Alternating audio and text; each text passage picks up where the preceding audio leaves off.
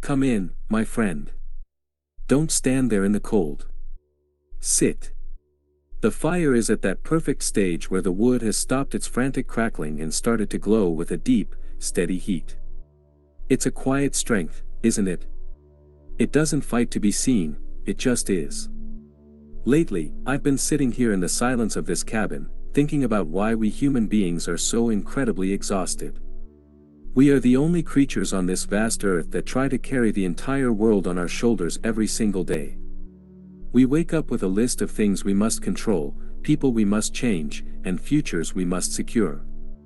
We grip our lives so tightly that our knuckles turn white and our souls begin to ache under the pressure. Tonight, I want to talk to you about the bravest thing a human being can ever do. Not fighting, not winning, not holding on, but letting go. Think about a river for a moment. Close your eyes and hear the water rushing over the stones. If you fall into a fast-moving river, your first instinct, your primal survival instinct, is to grab a branch, to fight the current, to swim upstream until your lungs burn and your muscles fail. We do the same thing with our lives.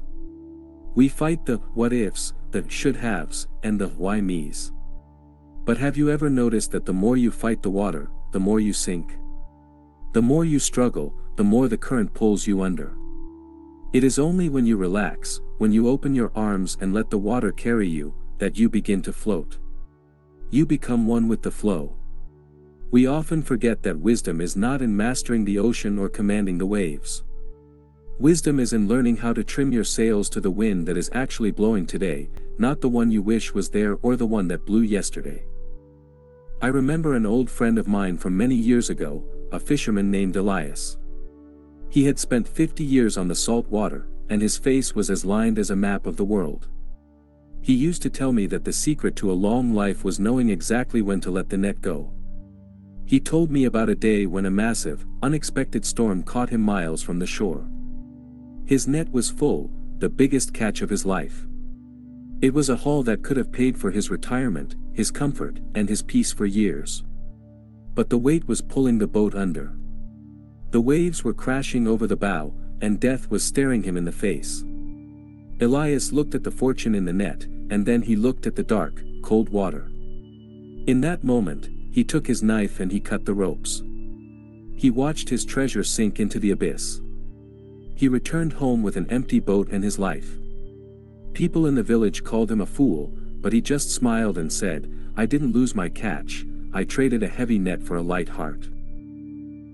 Sometimes, my friend, the greatest act of courage is not to hold on until you break, but to let go and stay whole. We often walk into the future while staring backward, like a man trying to drive a car while only looking at the rearview mirror.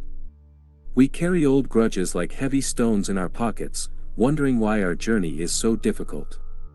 We replay conversations from 10 years ago, thinking of the perfect response we should have given. We mourn the versions of ourselves that no longer exist, clinging to a ghost. But you cannot grasp the fresh flower of today if your hands are still full of the dead, brittle leaves of yesterday. Letting go isn't about forgetting, it's about realizing that the past is a place of reference, not a place of residence. Imagine you are on a boat in the middle of a great lake. The wake behind you, that trail of white foam, is where you have been. It shows your path and your speed. But does the wake drive the boat? Of course not. The engine drives the boat. Your past is just the wake. It has no power to steer you unless you keep looking back at it, letting it hypnotize you until you crash into the rocks right in front of you. Why do we hold on so tight? Why do we cling to things that clearly hurt us? It is fear. Pure, cold, primal fear. We are afraid that if we let go of this job, this painful relationship, or this narrow version of our identity, there will be nothing left of us. We fear the void. We prefer a familiar misery over an unfamiliar joy because the misery feels like home, even if the house is burning down. But look at the trees outside this window, standing tall against the autumn wind. They don't scream as they lose their leaves. They don't try to glue the yellowed leaves back onto the branches or hide them from the neighbors in shame. They let them fall. They stand bare and vulnerable, knowing that the winter is a necessary rest for a renewed spring. The tree isn't dying, it is making room. It is surrendering to the cycle.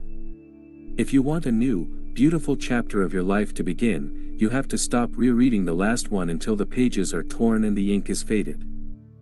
There is an ancient story about a traveler carrying a heavy sack on his back, filled with stones he had collected from every place he had ever visited. He was sweating, panting, and his back was bent nearly double. He saw a monk sitting peacefully under a willow tree and asked, "Holy man, how do I find peace? Life is so heavy." The monk didn't say a word at first. He simply pointed to a large, jagged rock on the ground and said, "Pick it up and carry it while we walk." The traveler was confused but did as he was told. At first, the rock didn't seem so heavy. But after a mile, his arms began to ache. After 2 miles, his muscles were screaming.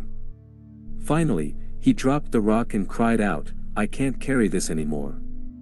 It's too heavy." The monk smiled and said, "The rock was always heavy, but it only started to hurt you when you refused to put it down." Many of us are carrying rocks we picked up in childhood, old wounds, the expectations of parents who are no longer here, or the weight of who we thought we should have been by the age of 30. You are allowed to put the rock down, my friend. You don't need anyone's permission to be light. You don't need to justify why you can't carry it anymore. Letting go is also about the people in our lives, and this is perhaps the hardest lesson the soul must learn. We try to mold those we love into versions that make us feel safe and comfortable. We try to fix their mistakes as if they were our own. But true love is not a cage, it is a garden. You cannot force a flower to bloom by pulling at its petals. You can only provide the soil, the water, and the sun, and then you must step back and let the flower be what it is. To let go of a person doesn't mean you stop loving them, it means you stop trying to own their destiny. It means you respect them enough to let them have their own journey, even if that journey leads them away from you. When you stop fighting the flow of the universe, you align your small, human power with the infinite power of life itself. It is the difference between a single drop of water trying to fight the ocean and a drop of water finally realizing it has always been the ocean. Summer doesn't cling to the heat when the first breath of autumn arrives. It gracefully steps aside. The stars don't fight the sun when the dawn begins to break, they simply fade into the light, knowing their time will come again. Most of our suffering comes from trying to stay in a season that has already passed. If your time in a certain job, a certain city, or a certain state of mind has ended, let it end. Don't try to breathe life into something that has already said its goodbye. There is something new, something vital, waiting for you in the clearing you create by letting go. Who are you when your titles, your possessions, and your labels are stripped away? You are the awareness behind the thoughts. You are the stillness beneath the noise. When you let go of what you have, you finally discover who you are. And who you are is far more vast and far more indestructible than any name the world could ever give you. We spend our entire lives judging every event as good or bad, a success or a failure. But we are looking at only one tiny stitch in a massive, infinite tapestry. We don't see the whole picture. When you let go of the need to label everything that happens to you, you stop being a victim of circumstance and start being a witness to the unfolding of life. Even the storms that frighten you are bringing the rain that you will desperately need for the harvest yet to come. So, I ask you tonight, what are you still holding on to so tightly that your heart is starting to bleed? Is it a version of yourself that you outgrew years ago? Is it the need to be right in an argument that no longer matters? Take a deep, slow breath with me now. Inhale the present moment, and as you exhale, imagine those invisible threads of attachment simply dissolving in the warmth of this fire. You are not your bank account. You are not your mistakes. You are the sky, and everything else, the clouds, the storms, the bright sun, is just the weather passing through you. Notice how this fire in front of us doesn't try to hold on to the wood. It transforms it. It consumes it and turns it into light and warmth for us to enjoy. This is what life asks of us, to let the experiences of our lives transform us, but never to cling to them so tightly that we stop glowing. When you let go, you don't become less, you become more. You become the space in which life happens. You become the peace that passes all understanding. As you close your eyes tonight, remember that you don't have to figure it all out. You don't have to carry the world. The same power that moves the stars and guides the birds is moving through you right now. Trust it. Lean into it. And most importantly, let go. You are safe. You are loved. And tomorrow is a new horizon. Good night, my friend. May your sleep be deep, and may your heart be as light as the smoke rising from this hearth.